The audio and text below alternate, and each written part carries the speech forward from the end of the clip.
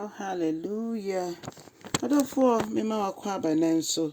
Yande ba oti ase senjumedi yeso. Na nyina yembomo na yende nyame ase se oye na nado yenso wo hoda. Odomfo yeda wase bebre se wakra yemu ahwe yenso. Abo ye ho ban ye sori anopensu ye tenka se yapomo den. Ne sento bibiara na apomo nya na enkoye manu bia ye bompa ye manu na no pese rade fa wonsa kano. Na Sunday ya realize with Jesus with him. I feel what some of your business yet about when him so don't for bedum ye. Na church ya was semo. The infant yam shama within chrono. Yet there was a baby so with ye, with Jesus Christ at him near bompire. Amen. Any amen. Other four, and then so you be king can someone no efi. Some woman a dick kind, a timmy no. Nenchichem nsia ekosi enwotwe. Yehu se asemi eye hana empaibo ayeye. Empaibo ayeye. Na ose erade onu ena oma owo eba onu so oma enkwa. Onu ena ode nipa ko owo mu na ebi nso so mo tena ase.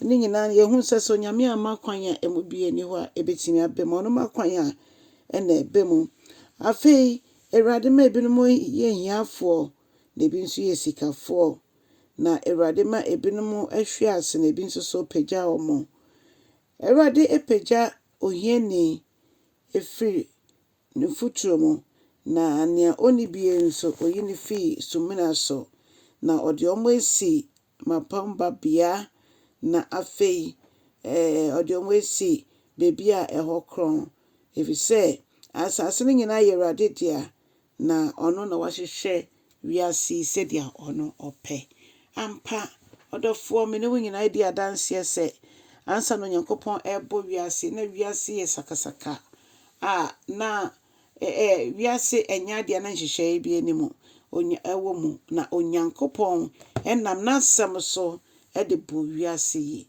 na Bible so wenkweti Yesu anya bibi oyo yenti ono Yesu ne Onyankopon na asem eno nso na anopai nso ye pensem se Onyame asem na ma nkwa Onyame asem ne ma onipa ya odefo Onyame asem so sutimi bro onipa ase odofo Nyankopon okita na wiase na ono ne ope na oye ampa nso se ye hwe se de ngichemu wotwe na eka cha ye no a yewune se ono nyame ono no pagya obi efiri anwiem anase mfuturo mu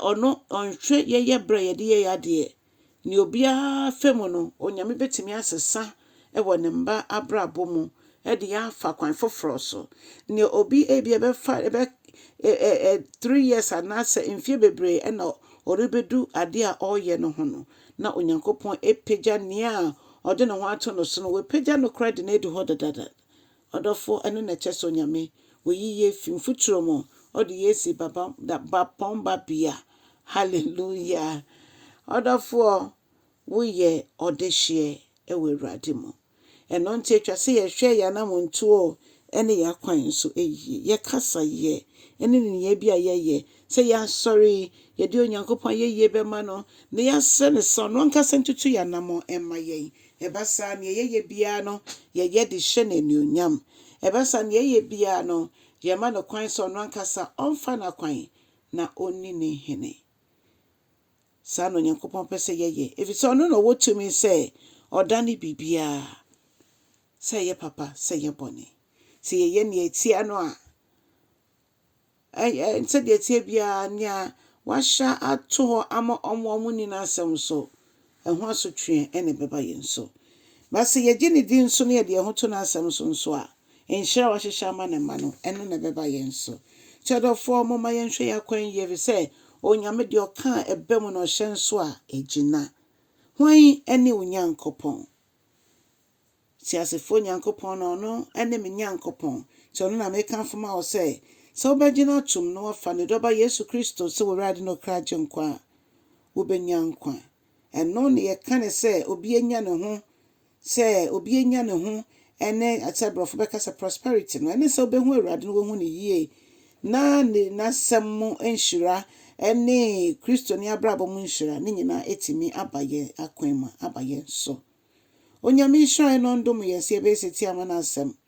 Ɔsɛ yɛhwehwɛ ɔsoro ma ne ne yɛte ne kanea ɔde deɛ aka nyinaa bɛka yɛn ho. Ti akoma so ahwehwɛ deɛ no nso ɔde bɛma yɛn. Ebisɛ ɔsɛ yɛn adebɔnyɛfo mpo yɛmma bisa yɛ paano a yɛmma ɔmɔbo te saa no no nso so ɔbɛyɛ de ahyɛ ne ho anuonyam. Onyankopɔn nhyira wo kyɛ asɛm no nso na obi nso nyɛ nhyira. Amen.